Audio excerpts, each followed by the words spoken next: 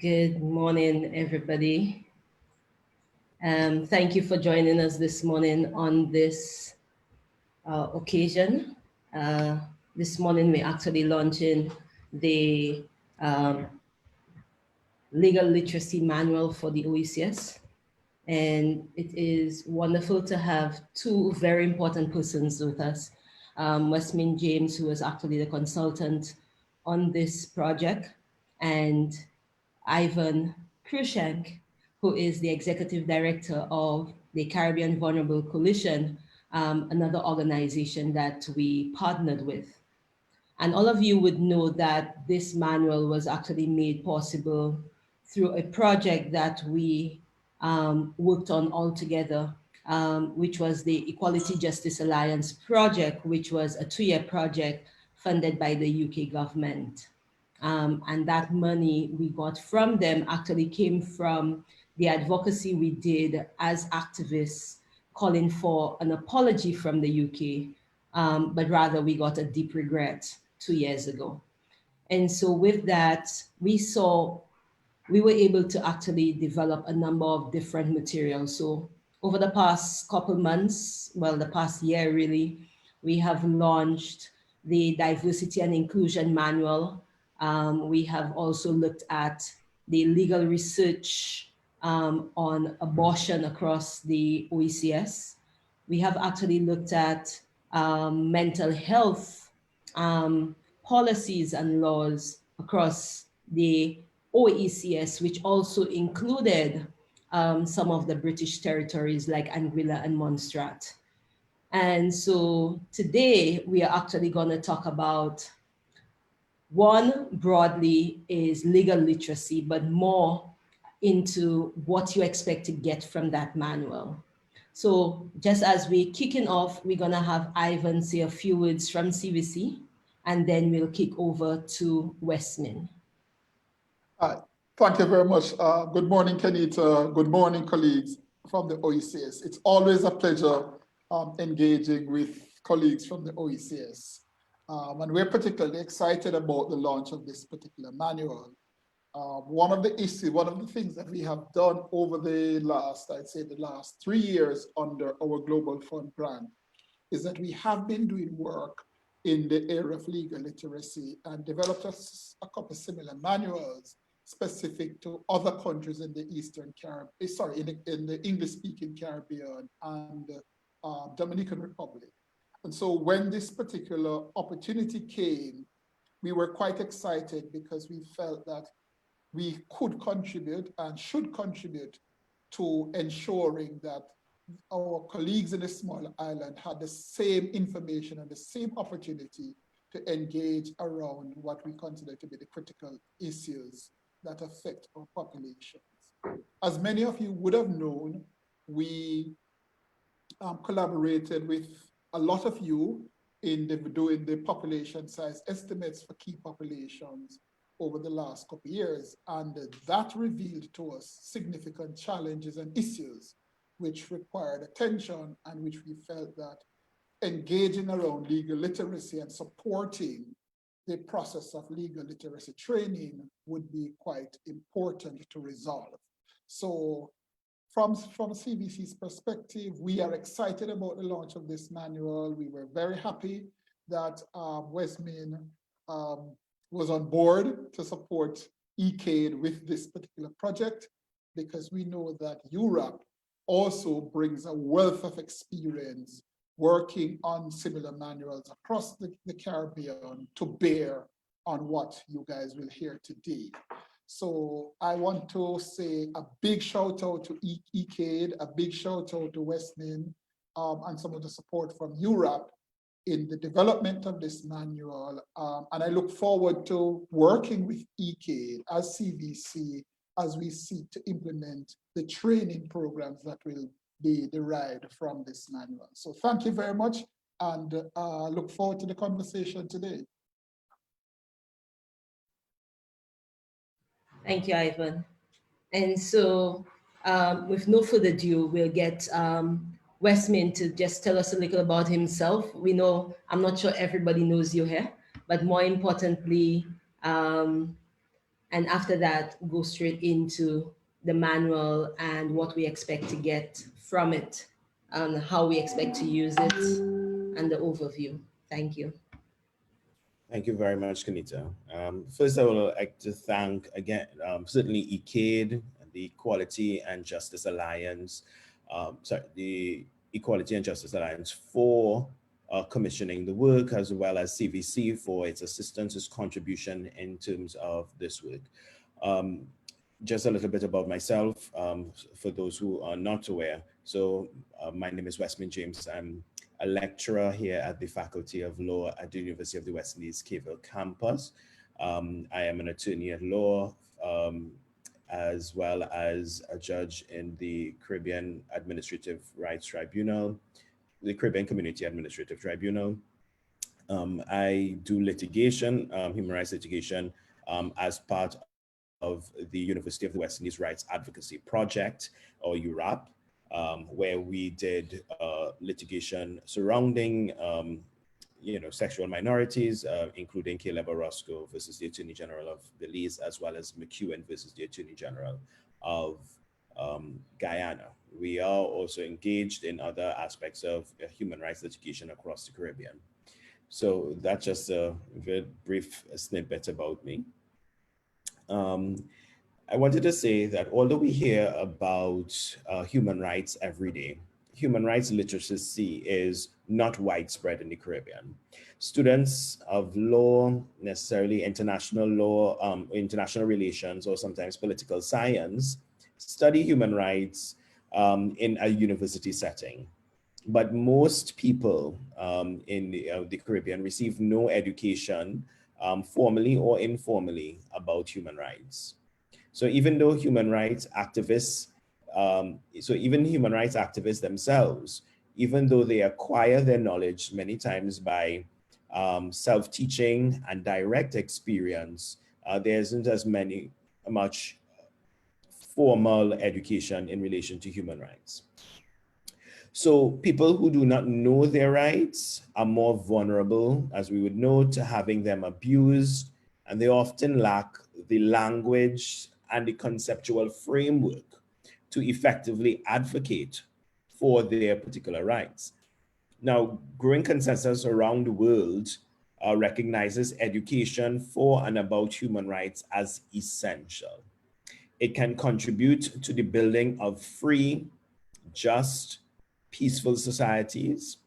Human rights education is also increasingly recognized as an effective strategy to prevent human rights abuses. Integral to learning about one's human rights is learning about the responsibilities and the that accompany their rights. So just as human rights belong to both individuals and society as a whole, the responsibility to protect, defend, and promote human rights is both individual and collective. Human rights should be a part of everybody's education. However, certain groups have a particular need for human rights education, and some because they are especially vulnerable to human rights abuses, others because they hold official positions and upholding human rights is their responsibility. Still, others because of their inability to influence and educate. Among these groups are those that you would find in the manual. It is now widely recognized that HIV and human rights are intrinsically linked with one another. Human rights abuses are one of the drivers of the HIV epidemic, and it increases its impact. At the same time, HIV sometimes undermines the progress in the realization of some persons' human rights. UNAIDS have stated that the protection of human rights is essential to safeguarding human dignity in the context of HIV and AIDS, and to ensure an effective rights-based response. So when human rights are protected, fewer people become infected, and those living with HIV or AIDS and their families can better cope with the diagnosis. Human rights violations in the context of HIV can take many forms. As we know, they worsen the impact of HIV, they increase the vulnerability to HIV, and more broadly undermines the responses to the epidemic. An example of this is the right to health. While international treaties espouse the right to health, many people continue to face human rights related barriers to essential and often life-saving health services. These barriers arise from discriminatory laws, practices that are connected to people's health status, their gender identity, sexual orientation, and conduct. The people facing these barriers are often the most marginalized and stigmatized in society and the most vulnerable to HIV. This makes protecting, promoting, respecting, and fulfilling people's human rights essential to ensure that they access the health services they need, enabling an effective response to HIV and AIDS. Now, the aim of this manual is to train persons to better inform and interact with persons who may be unaware of the scale and magnitude of their human rights. Likewise, it aims to motivate persons to vindicate these rights when necessary. Now, the OECS has several domestic frameworks which could operate to protect persons living with HIV and AIDS, women, children, men who have sex with men, persons with a disability, and other vulnerable groups. However, these frameworks may not be accessed by citizens due to their lack of awareness. Now, the purpose certainly was of the manual is to organize the thoughts of persons who may have an interest in engaging in legal literacy, but never really acting on that interest. It can be used by different users in different ways. It is flexible, hopefully more user-friendly, even though I think it is modular in structure. It intends to encourage critical reading and active understanding by both the learner and educator. The manual seeks to establish between citizens, a relationship between citizens and the law. It addresses key ideas such as what is law, what it seeks to achieve, what are the sources of law, where can you go to find the law, and how the varying laws affect citizens, the role and function of the arms of the government, and the relationship between human rights and HIV, specifically relating to the OECS states. The manual is set out in different chapters.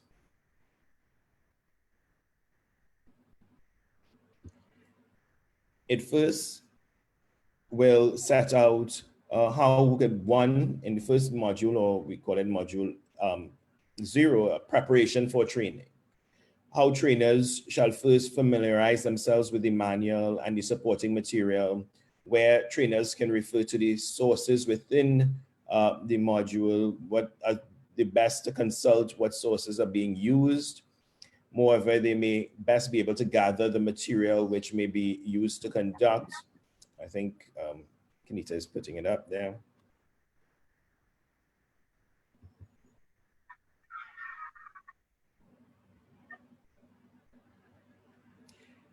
So as you will get to, this is the preparation for what will continue to be exposed in the manual. It highlights to the trainer some of the rules of engagement, how to, in terms of making persons comfortable, how to get to, everyone to know each other, which would also certainly make everyone more comfortable, where they share ideas and participate more fully in the training, how to encourage persons to share ownership in the training. It also provides, in that first module, participants activities that will give persons, certain ideas. Of course, these are not limited, and they have drawn from other works. What sort of work can someone do to help engender that sort of familiarity, that openness that would allow the persons to accept and receive the training in its light? Module 1, which will be the next module, goes on to give key definitions that would be used, of terms that are used throughout the manual. Yes, so it would see these are the vulnerable communities or marginalized communities that we will be dealing with within the manual. Inadequately served populations, what does that mean? What does marginalized youth mean? Men who have sex with men, people who use drugs, trans persons, sex workers. And it gives a definition of what each one of those things are, so that when it's referred to in the manual, then we can, it will be easily understood. And I think it was also important to have that, because there are many persons, as I said, we just don't know what some of these things mean.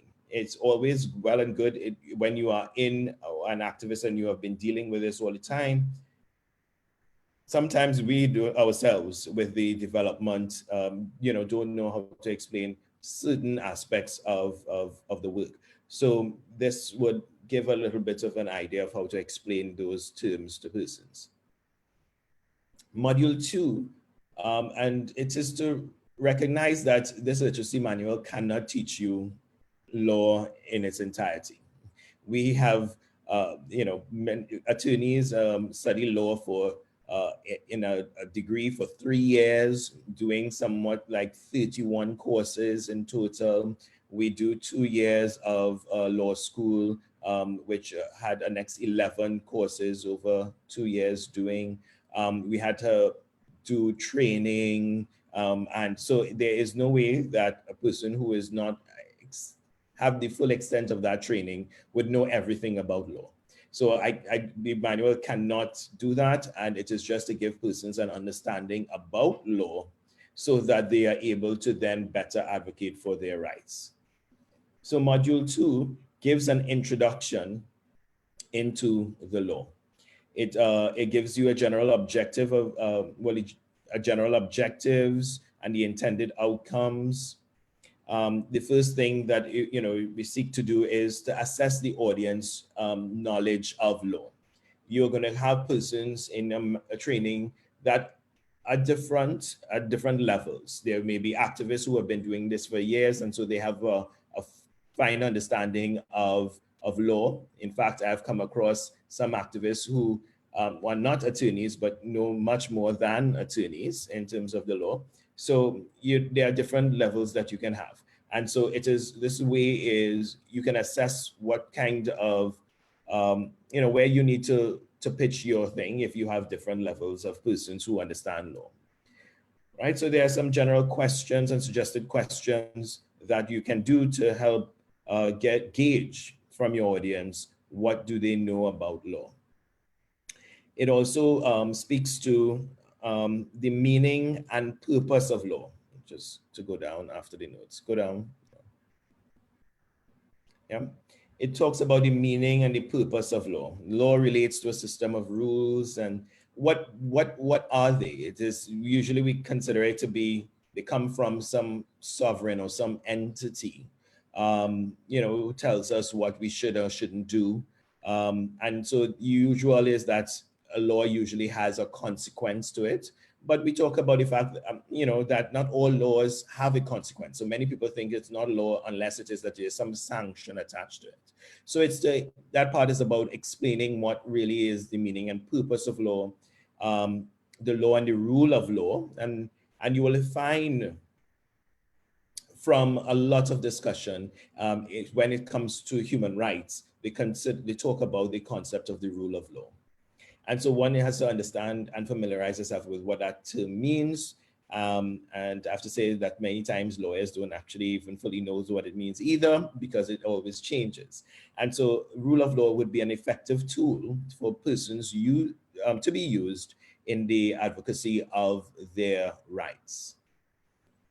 It continues by giving participants some questions of what to reflect on. And then it comes to next page, Kenita, sources of law. And as I mentioned earlier in the introduction, sources of law are really where you can go to find the law. Where can you go to find your rights? And you see there, it would set out where does the law come from, who makes it. It would talks about the constitution, it talks about legislation, case law, and international law. It then explains and gives a synopsis of what each one of those sources mean. Where can you look to, what does the Constitution contain? Why is it important? What is the importance in relation to other sources of law? Next page, Kenita. Okay. Legislation, case law, which comes from the court. Yeah. Many times there are laws that are, and this is one of the things that lawyers know, is that we know that there is this law, but you can't go and find it in piece of legislation or find it in the constitution. But many times in our system, those laws comes from case law, or where the judges looking at a scenario declares that the law is in relation to certain things. So, next page. Okay. And you would see case law is an important aspect of our source of law. And it gives, at the end of each one, you see that there's a question that will help persons decide, or, help you with the concept of what you have just learned. Then there is international law, and you would find that many times persons, especially in human rights, advocate much, or in international law, it provides for this. And so this part tells us what is the relationship between international law and really your rights within a domestic sphere. The module also goes on to talk about the interplay between the sources of law, which one takes precedent over the other, what happens if they both conflict, which one applies. And you would find from this is that the Constitution is the paramount for everything. So if anything else is inconsistent with the Constitution, then that is void. Yes. It also explains the concept of government and the law, and how does the government play a part in terms of the law, especially in terms of making the law. We talk about judiciary and what role they play in terms of the development of the law. At the end of each module, there will be participants' activities, which are just some ideas for the trainer to use. Of course, they're not limited to these, but it's just to give an example of something that the trainer can do to help gauge whether or not the participants understood the material that was presented to them. Module 3 goes on to explain what is human rights. It defines human rights for the trainer, the purpose of human rights. It also indicates what human rights violations are. So next page, Kenita. Who is responsible for protecting human rights? How are human rights given meaning? Okay, so it sets all of those out, and it also sets out human rights principles that you would hear about all the time, and explains what they mean. What does universal human rights mean? What the fact that it's inalienable, what does that mean when you hear those things? When you hear independent and interrelated, what does that mean? Why are human rights independent or interrelated with one another? What does that mean? And it also speaks to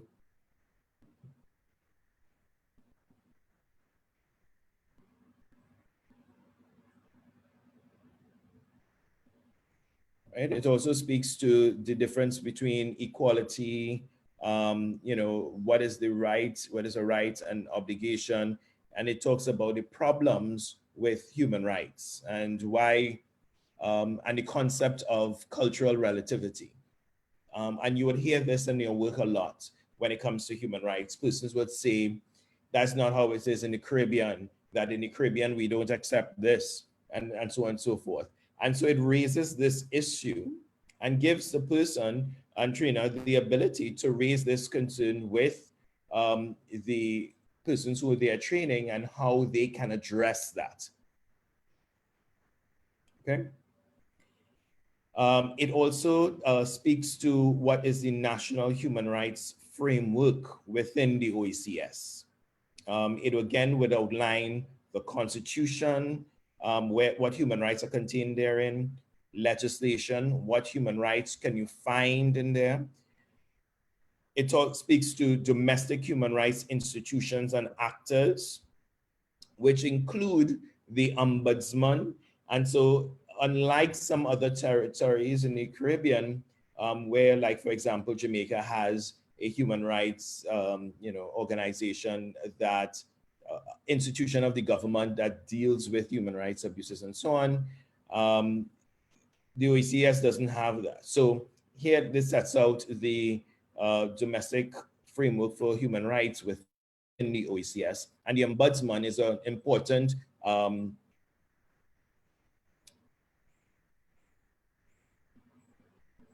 next page, is an important form of national human rights, is a national human rights institution that would be present in the various OECS countries. And so it is important for you to know about that, and that is an avenue that persons can go to in relation to vindicating certain rights, human rights. It then sets out the international human rights system. And so after the domestic system for protecting human rights and where you can go, it also outlines what is the international human rights system, right? So it sets out that, it sets out the different avenues, including the United Nations, human rights agreements that you can rely on, that the OECS is signatory to, or OECS countries are signatory to, and or ratified. The human rights implementation and enforcement machinery, the UN human rights, that is an aspect that activists and those who want to know about law and vindicating human rights need to know about, that they are different. And from my Vincentian parentage, used to say that there's more than one way to skin a cat. So there may be not the effective domestic, remedy. So then you may be able to go in the international arena. And how do you go about doing that? What are the various bodies within the UN and outside of the UN that can assist you in getting to the goal that you wish to get to? All right. So it outlines a number of those institutions that you can yourself familiarize yourself with and see how it is that you can best advocate through those mechanisms. It also outlines the regional human rights mechanism, because the OECS, like the rest of the Caribbean, does not only have a domestic human rights framework or an international human rights framework, but they have a regional human rights framework as well, with the other Caribbean countries and as part of the Organization of American States. And so it's important to learn about that system and how you can use that system for achieving your goals as well. You will find that Barbados is the only one who is not only signatory to the convention, but accepted the jurisdiction of the court, while Jamaica has ratified the convention. Trinidad has removed themselves from it, but there is still the ability for persons to go to the OAS through the Inter-American Commission of Human Rights. And so this part of the manual brings this awareness to the trainer for them to be able to translate to different persons. Okay, so that's a lot more in relation to the very first part of the manual.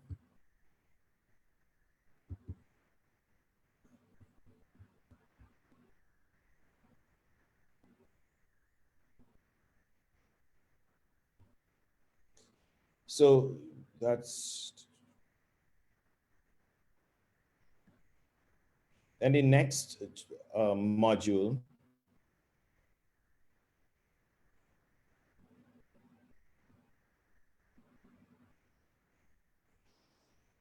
okay, sorry.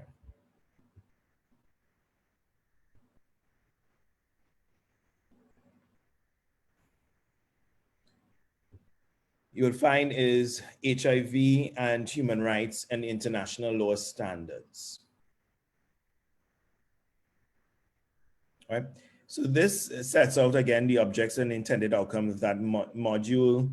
It defines human rights, the relationship of human rights and HIV.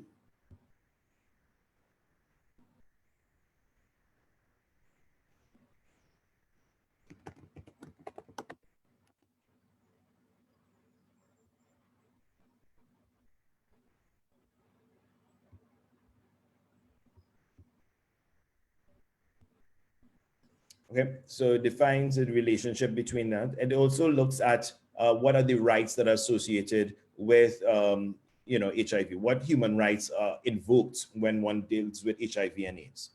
And you would see it speaks to health, non-discrimination and equality, and how those provisions are unhelpful. So sometimes in the domestic arena for persons living with HIV and AIDS. It looks at the human rights of women, the human rights of children, the right to privacy, freedom of expression and information, freedom of assembly and association, the right to freedom of movement, the right to adequate standard of living and social security, the right to participation in political and cultural life, the right to seek and enjoy refugee status, and freedom from cruel, inhumane, and degrading treatment and punishment.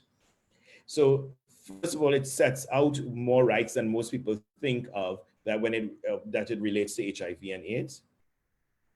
And it gives an understanding of why all of these particular rights are affected when one deals with or can be invoked and or can be affected or violated when dealing with domestic state with HIV and AIDS.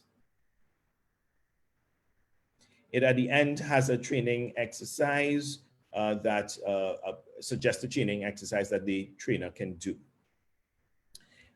Module 5 then drills down deeper into certain aspects of HIV and the right to health. So how does the right to health in international law is affected, and it goes deeper into that. It addresses HIV-related stigma and discrimination. It also addresses, the situations in which stigma and discrimination affects persons with HIV and AIDS. It looks at discrimination in employment. It looks at insurance discrimination, and that's when one does surveys of persons living with HIV and AIDS, you find that insurance is one of those things that there is discrimination about, and under the guise of that it's a risk. But we have found that that is a cop-out, and the fact that persons living with HIV and AIDS can live far longer than many others, and the risk is not this, not as stark as they are indicating. And that will deny persons insurance. So it talks about that as well. It talks about confidentiality and in our small societies and what your right is in that regard. It looks to mandatory testing as well. Module 6 then looks at access to justice and human rights. Now that we have gotten a sense of what kinds of rights can be invoked when dealing with a person with HIV and AIDS or living with HIV and AIDS, how can you actually access justice for a violation of one's rights? You have all, by this time, you would have already understood some concepts of law. What are the sources of law, and where can you find the law, how the law is violated, Now, how can you receive a remedy? So the general objective of this module is to examine both the domestic and international forums which can be utilized in advocacy and for redress to address violations of human rights in the OECS. First, it looks at the OECS court system. It explains that the OECS is set up, by certain laws. The court system, the headquarters is in St. Lucia, but they have courts in different islands. They share a common court of appeal. They looks at criminal prosecutions that you can invoke for human rights abuses.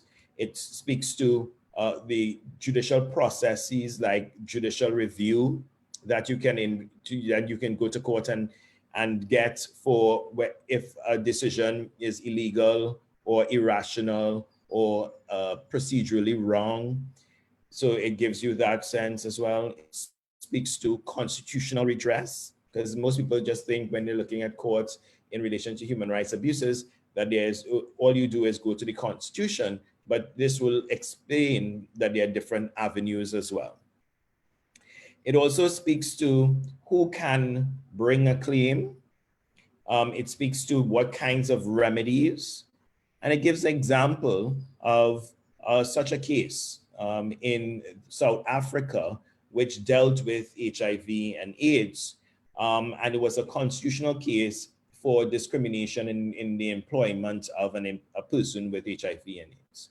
And it was Hoffman versus South African Airlines. And so the module gives an example of what happened in that case, why rights can be affected by, the rights of persons living with HIV and AIDS can be affected, and how does the court see that, and what kind of remedy the court can give. And in that case, you would see that the court ordered that this individual be hired. So that's a domestic setting. These are the remedies that you can go to.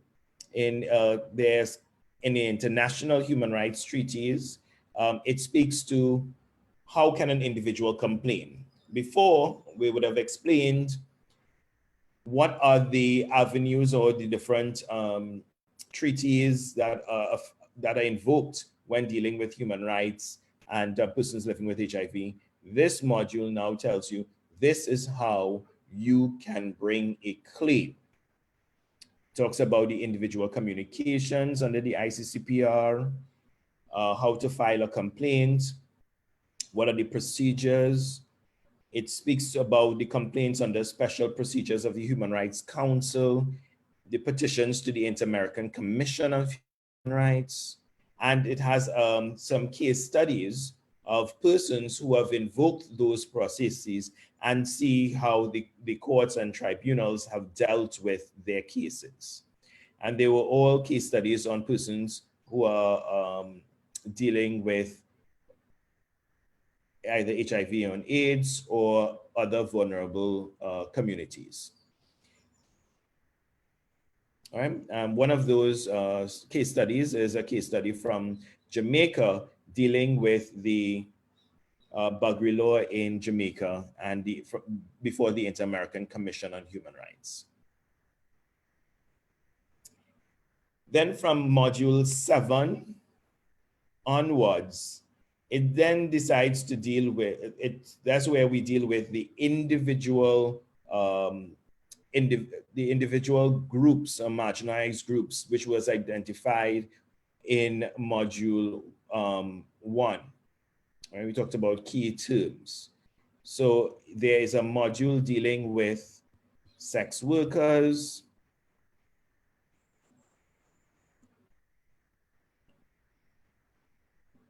people who use drugs, men who have sex with men, trans persons, youth, migrant populations. In particular, so module 12 is migrant populations. I looked at migrant populations to show the vulnerability of persons who are migrants, either from the Caribbean to other places or from other places to the Caribbean.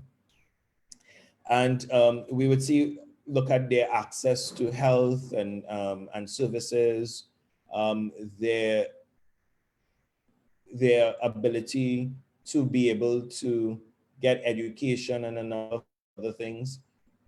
It also looks at this because within the region currently we are facing, an influx of migrants from other parts of the world.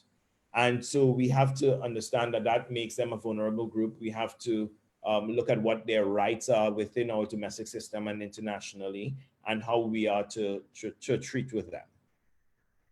So this manual has,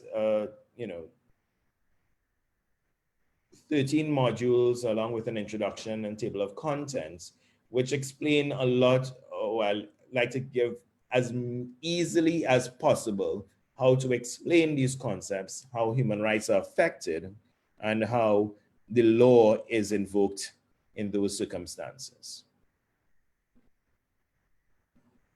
Okay. So that would be it in terms of explaining what it is that the work that went into it. And so now I will open up for questions.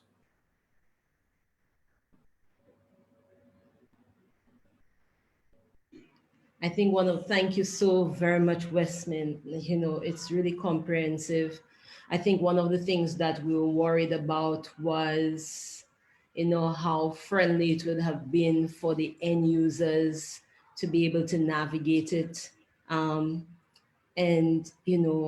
I think it's one of the things, like, as you go through it, it's self-explanatory once persons are reading. But I would love to hear Ivan on the practical implementation of this manual in terms of training of trainers and so on and so forth. And then we'll go to Alex. I see her hands is up with a question. So let's just get Ivan in, and then the floor for questions. All right, thank you very much, Kenita, and thank you very much, Westmin, for that comprehensive overview of the manual. So in terms of implementation of the manual, what our own experience with implementing similar manuals in other countries is that we literally take it module by module, and we actually engage the modules based on the specific needs of the groups. So while the module is overarching and comprehensive, each country that we have implemented in will make a determination about what the priority areas are and focus on those. We usually, however, start with some of the basic components of the module, which is helping people to develop an understanding of the legal framework at country level, because that then drives the conversation. And again, we would also skew it to particular groups that we're working with. So in this, I think it is in this, the fourth component of the module, we actually look at laws relating to specific populations. So if we're working with sex workers, we would then give them a grounding, work with them on the grounding of what the legal framework in country is. And then we would just skip over a number of elements and go straight to those aspects of the law which look at the specific issues facing sex workers. One of the things that we have discovered, though, is that there are a number of overlapping elements. So while we might be focusing on sex workers and saying this is what our priority is, there are things that would impact, let us say, the trans community, the MSM community, that may be of interest to the sex workers, and we would need to look at how can we bring those in. I also want to say that, especially since COVID has emerged, one of the things that we have discovered in the implementation of this manual is that we definitely we have had to find ways of making the training program a slightly different type of product. So what we do is we'd have a shorter piece which look at the more didactic elements of the content, and then we would develop what we call practical sessions around the other elements of it. So we would look at the core laws, but then we'd probably look at a case study that would help us to highlight the different elements within the manual. And sometimes what we have discovered is that a case study, for example, help us to look at a whole range of different parts of the manual. And that has been quite a useful approach to engaging with the content of the manual. We have also found that the manual, on first glance, it may seem like a very technical document, but the truth is, once you sort of start engaging with it, and applying like cases, and a lot of the things we have found is that those cases are things that people are experiencing on a day-to-day basis. And so what we do is that we use those day-to-day experiences with people and say, okay, this is what has happened to you. So let us look a little bit around what are your rights in relation to this particular issue? What are the obligations of the duty bearers in this particular situation? What should the government or government actors have done differently, given the commitments that are in law to protect you? And we have found that that has been a very constructive way of engaging with the content of the manual. You will never find, we find that we never get into all of the content of the manual in a short period of time. So this is a work in progress. And so being very strategic about what parts of the manual you want to focus on at different points in time is going to be very, very important. The other thing that we have found is that it is necessary to build up a skill bank of people who are trainers who can support the implementation of this. We have used lawyers for the most part to train around the manual, but we find that building up a cadre of community paralegals is also going to be very, very important, Kenita. So while we have our core lawyer team who actually can do the training around this manual, having your community paralegals that are based in the community to be able to, if an issue arises, to be able to share information with the community is going to be very, very important. So I would say target a group of individuals who would be your perhaps community paralegals to build up their capacity, who can then support the onward training and the engagement with the content of this particular manual.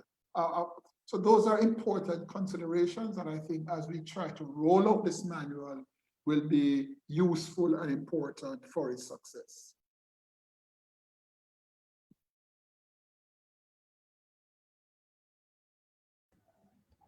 Thank you, Ivan. Right about now, Alex.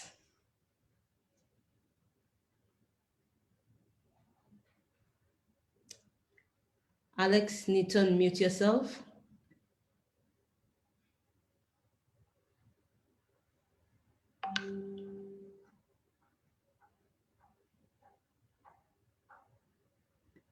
Okay, whilst Alex is trying to unmute herself, is there anybody else with a question on the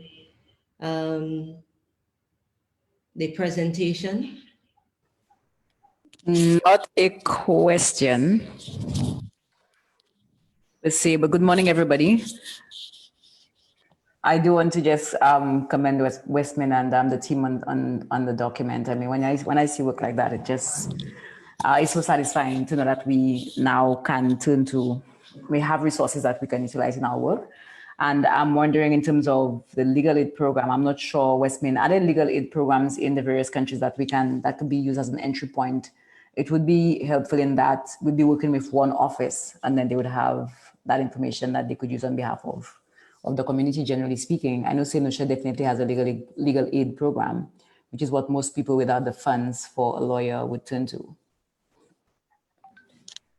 Right, so some jurisdictions have legal aid boards or commissions that persons can go to, but they have requirements as to, you know, certainly what kind of cases they can bring, and two, how do you qualify for it? So sometimes persons are unable to qualify for legal aid because they may have a home or something like that, right?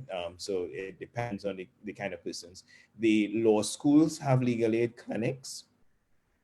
You know, the 3 law schools, that is one in Jamaica, one in Trinidad, and one in the Bahamas. They also provide supplement that aspect of legal aid, but it kind of depends. And then legal aids in different jurisdictions, as I indicated, kind of like there's some cases like they wouldn't do, you know, so it just depends.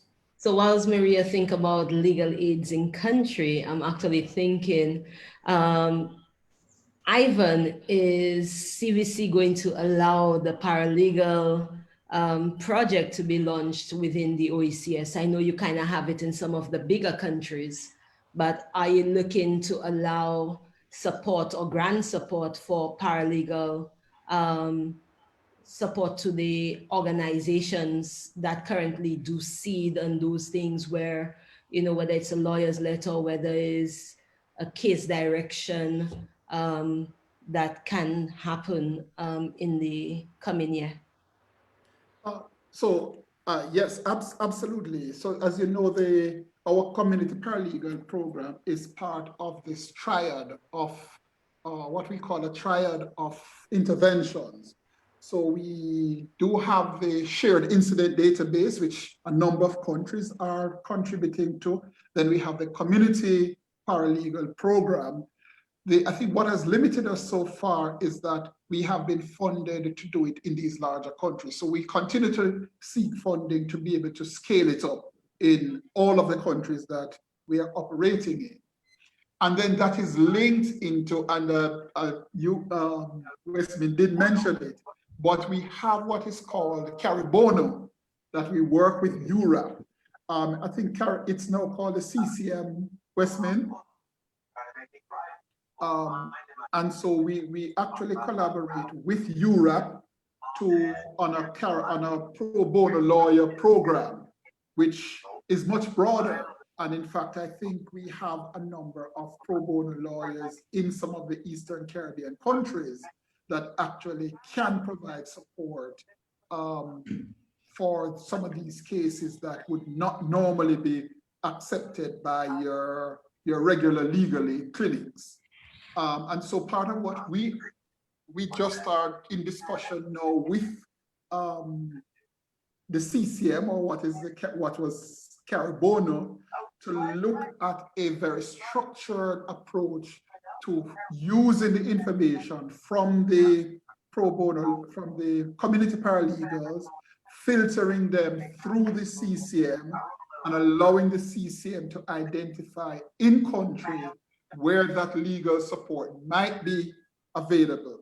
And in fact, even if it is not available in country, it could very well come from the membership within the CCM who might not be in country but could provide guidance around how you could respond to a particular issue. So I think there are a number of opportunities that are emerging.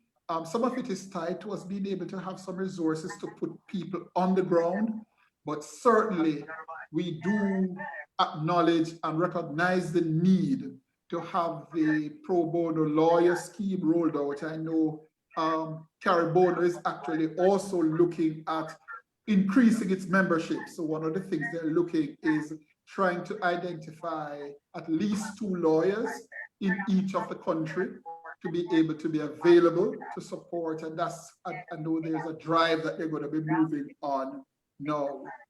We also discussed in the recent meeting looking at law students who might be from some of these countries who actually could also engage around the particular issue and provide support. And I think Westmin spoke to that earlier on as well, that the law schools do have this program where they try to bring law students into the program. And that's where you find a lot of the, what I call the enthusiasm young law students who want to engage with some of these challenging issues. And where that occurs, certainly we will be able to link the issues to them through the pro bono lawyers network as well. Okay, my mic is unmuted now. May I speak? Yes, love, go ahead. Oh, thank you very much. Greetings to all, and I would like to thank Ivan, Mr. Westmus, and ECADE for this presentation. My organization has benefited from the system, and so we have an idea of how to negotiate the human rights system to some extent. I know also that CVC has done legal literacy training in some countries, and so that will be a foundation for us to start off from in countries. I know also that CHART, which was formerly a part, I think, of UWI, I don't know which campus, they had carried out extensive trainer workshops in a number of countries in the context of HIV as well. While some of those persons may have retired or migrated, I know that in most of the countries we do have core persons who will be willing to participate in this initiative for further training. I agree with Mr. Westmus concerning the legal aid situation. Their means test is really a very mean test because we have referred clients there on a number of occasions and they just did not qualify. However, I think I don't know if you plan to share this instrument with all of the organizations for us to kind of update ourselves and become familiar with the content and the context, which I think will be a very good idea. Kenita, I know you asked Ivan a question. I don't know if he answered it 100% to your expectations, but I am piggybacking on that and asking about at least a 2-day Zoom meeting to go through the document with identified persons in various countries who can be selected or who are willing to participate to get a little more intimate knowledge with the use of this very valuable instrument. So that, and when we're looking at Mr. James mentioned about migrants, we still have challenges not only with persons coming into the Caribbean, but we have challenges with Caribbean nationals themselves going from country to country and meeting up with challenges. So it serves well both ways. For the OECS citizens, there's one track to access services, CARICOM knows.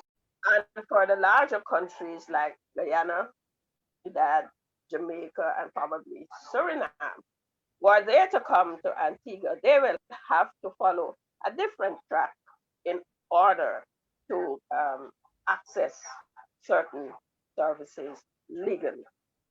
So it's a very intricate and delicate situation, even right here in the Caribbean among our CARICOM nationals.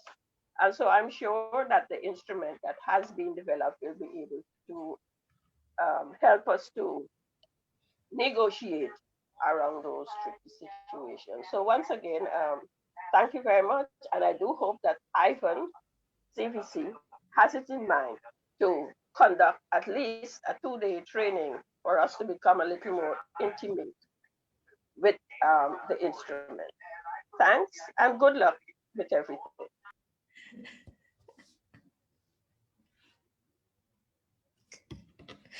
Thank you, Alex. Ivan, this one has been sent to your plate, so. Yes, I saw that. So thank you very much for that, Alexandrina. I think it's yes. So I think, especially given what is happening now in terms of our ability to use, not our ability, but the drive to use technology to deliver these type of trainings. It's not far-fetched that CVC can actually, over the coming months, actually support the engagement of somebody to actually work with a core team of individuals to deliver an online set of trainings. In fact, we're going to be doing that in Trinidad with the Trinidad manual in 2 weeks' time. And so it would be, I will go to work with my team to look at how we could actually develop and what we have done is actually a 4-day, it's a 4-day or half a session, because people don't like to spend all day on Zoom, but it's actually a 4-day, half-day session each day with Trinidad. And so we will look at a similar model to see how we can bring folks from across the OECS and do a virtual training with you on the content of the manual. So yes, we will look at that. It's good to hear. And, we'll also further discuss the paralegal and how effective that has been and whether that would actually work. Because although it's a good thing, we need to figure out, will it work for this region the same that as it has worked in others? And looking at how we build on that. So that's definitely a conversation to have. Do we have any other questions at the moment?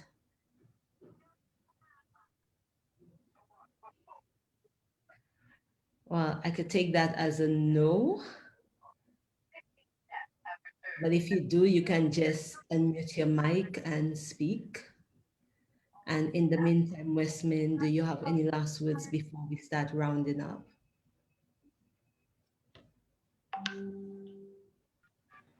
Not really, but just to thank certainly ECADE and for your patience, because a lot of them know how busy I am, and that I may not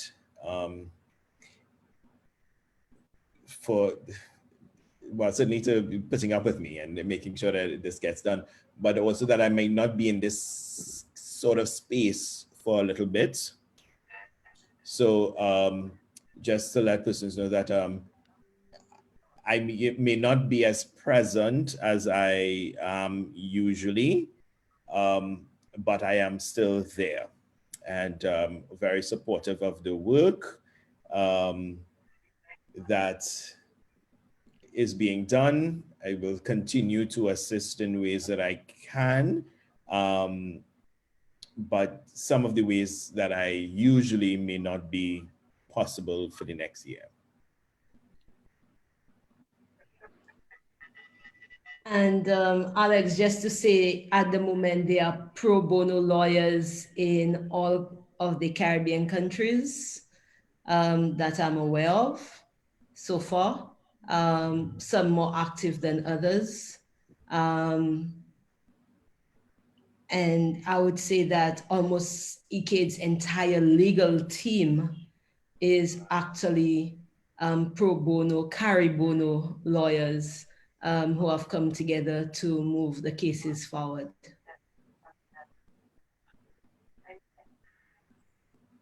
Jessica, you have a question? You unmute.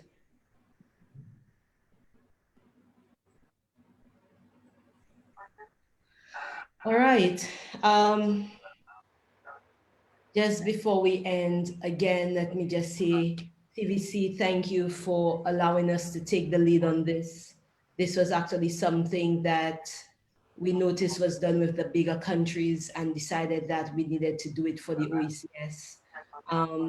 And, Westmin, thank you for taking on the consultancy to be able to help us to move it. And I think all our schedules have been a bit hectic, but we definitely got it done. And as ECADE continues to move forward, I think one of the things that we are looking at is how do we continue to support the organizations on the ground?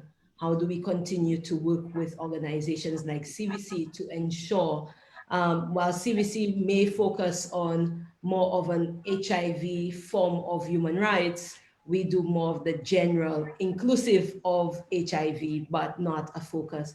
So we are really trying to work hand in hand, no duplications, but more building on each other's work.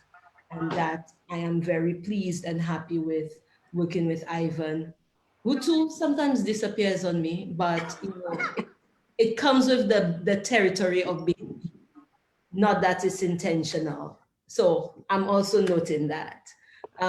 Sorry, we have two questions in the group. What level of human rights education is there for schools in the OECS?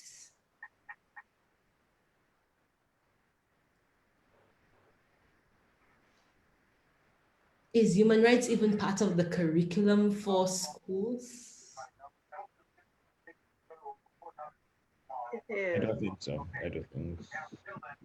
In terms of I'm not sure it's HFLE, I think the person is talking about HFLE and how that may be used in schools. But I think in a broader perspective about training students about human rights generally, I'm not sure that there is. But yes, age-appropriate human rights training should be done all throughout school and not only wait until persons reach university level. I would like to piggyback on what Westman is saying. The HFLE, lots of persons have issues or challenges with it because it's not really specific or direct. And it comes back again to proper facilitation because there are a number of topics within the HFLE that can address human rights issues. There's certain things like conflict management, conflict prevention. So what are some of the things that cause conflict? Why is conflict caused? And so it can be used. The thing is, we need to look at what we have and see how we can utilize them to meet our needs until such time when something further can be developed.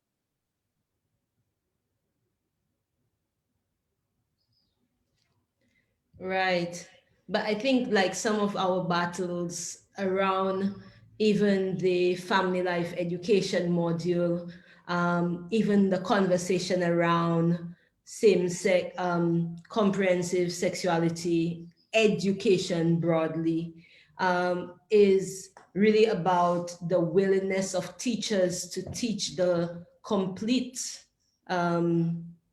syllabus, because there is a problem in terms of comfort, there's a problem in terms of content, and how do they not necessarily press in their religious views in this that discriminates rather than just educate broadly.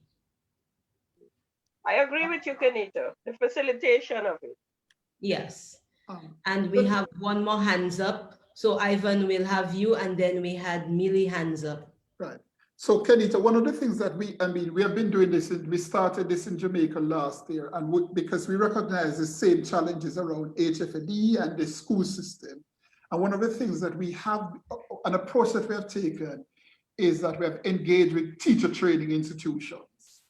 And surprisingly, we have had very good reception from the institutions for us to come in and do human rights training with the teachers, because we feel that preparing the teachers will allow them to be in a better position to go out and address the issues when they go into the institution. So I think it's something that can be considered.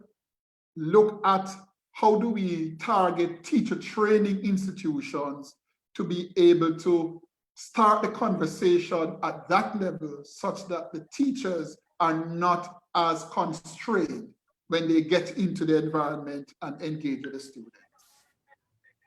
Right. And I mean, even then, what is the possibility of connecting with networks like your organizations in country?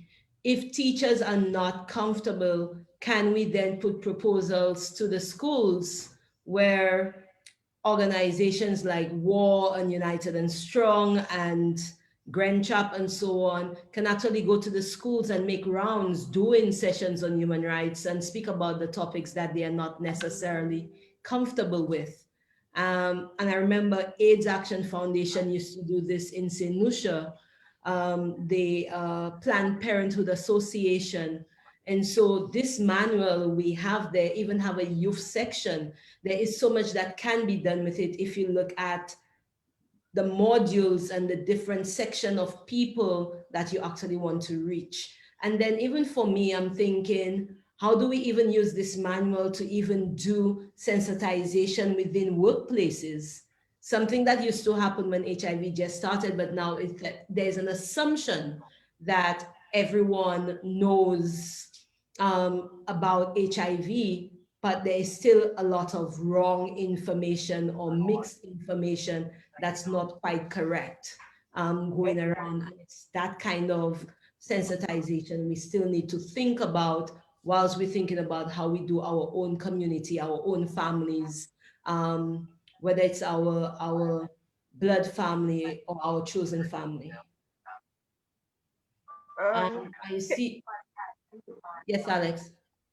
I want to congratulate Ivan on the move that they have made. I want to further say it depends on political will to some extent. I can recall in December when most of us were at a meeting in Barbados, there was a very strong suggestion that certain topics be included in the syllabus at the school training level, whether it's nursing, police, teachers, or who else. I never received a report from that meeting, so I don't know what is the status there. But what we can do in the meantime is engage teachers in different schools that we have developed a relationship with and do presentations. So we have tried that and that has worked. Some time ago, when the regional condom policy came into being, the minister at the time said not under her watch. And so she would not have a discussion on sexuality in school, and school is not the place for condoms to be distributed. And so those are barriers that we meet up with, challenges that we reach. So there are times when we have to do other negotiations and link with teachers in various classes and do our presentation. It can be done through deconstructing a song, for example. It doesn't have to be a stand-up teach book thing, just a deconstruction of the lyrics, in different sounds. So you can do it, man. There's so many different ways. Definitely. And so I know we have Millie. You still have a question?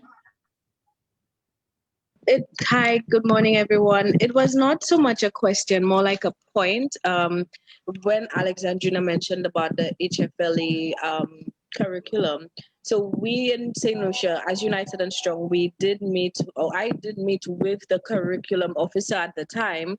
And yes, the HFLE curriculum does touch on some topics. It does not speak to LGBTQI and comprehensive sexual reproductive health. And what we find is that a lot of the teachers aren't comfortable actually going into depth and having these kinds of discussions. When I approached the ministry to actually have United and Strong do sensitization trainings, the officer at the time was very hesitant. She's like, she's not too sure that the minister or the persons higher than her would go for it. her thing was that there was no need to introduce such topics for secondary and lower form students, because they do get that kind of education when they get to Sir Arthur Lewis, which would be our community college. So to them, once they get to Sir Arthur Lewis, then they can have those kinds of conversations with the lecturers at that level. So the next step would be reaching out to Sir Arthur, because Sir Arthur is the community college where we have the teaching division, to reach out to them to see how possible it is to come in to do the sensitization trainings whilst the teachers are still in training, so that before they go into the actual schools, that they can actually go through the sensitization sessions with us. And also, instead of just doing the teachers, the hope is to include the nurses as well, because United and Strong does sensitization sessions with nurses and first responders on a regular basis. But then what we find is that a lot of times persons are relocating, persons are leaving. So sometimes we train somebody last year and come next year, they've already gone and this training has left with them, and there's somebody new who has never gone through the training. So the idea is, if we're able to get the training whilst they're in class at the community college, we'd be able to tackle more people and have a broader scope than just a few that the ministry decides to send on the days that we're having the training. So like Kenita said, I do definitely agree with the point that, yes, we do have that document, as Ms. Wong pointed out, but it's not sufficient, or it's not utilized effectively. So it's missing. We are missing a lot of work to do. Yeah. Points definitely noted. And Ivan, I think we had a question from UC Trans actually asking us, will the regional networks be included in the training when that is happening, or would it just be grassroots organizations on the ground? So given that it is virtual, I don't see any reason why we can't include the regional entities in it, because we're going to be doing it virtually. So yeah. Oh, wonderful. And I think they have had a whole conversation there around the Ministry of Education and Sinushan possible approach by Jessica, and that's taken. I think as soon as we have prints of those manuals, they will be distributed. But by the end of today, you will be able to access it. Between today and tomorrow, you will be able to access it on ECADE's website. But at the end of this call, we're going to try to send it to all persons who have attended here today. I hope I didn't miss anybody, but just in case I do miss anyone, please note that it would be able to be downloaded from ECADE's website, and I guess soon after CVC's website, as soon as they put it up. Okay. And so with no further ado, again, let us thank you all for coming out, listening, participating, and we really look forward to all of you being trained one way or the other. And we do have a treat because, as you know, I like to announce a few things ECADE have coming up. And we will be speaking about the report on the NGO assessment and referral that we did during this program. We're also organizing something very interesting for all of you. And in about 2 months' time, we're trying to get all the funders who fund the Caribbean region to come and have a conversation about what funding looks like post-COVID or towards 2021. So please look out. We'll be giving you dates that you need to put in the calendar. For Eastern Caribbean, we also get in the embassies, and we're currently speaking with the British, the American, the Canadian, as well as the EU, to have round sessions with you guys to talk about what they can do as embassies, what funding they may have access to, And so also look out for those dates. These are coming your way within the next month to 2 months as we get all the funders and embassies to select the dates. We'll be sharing that with you. So please, when ECADE send you an email, open it and read it. Till next time, unless Ivan or Westmin have any additional comments. No, my only final comment is thank you very much. I think this is a great and exciting opportunity for the OECS, and I mean at CDC we're excited to collaborate and to move all of these processes forward. Definitely. Thank you. Thank you. Bye, everyone. Bye. Bye. Bye. Thank you, everybody. Bye. Enjoy the rest of the day and the weekend. You too, Alex.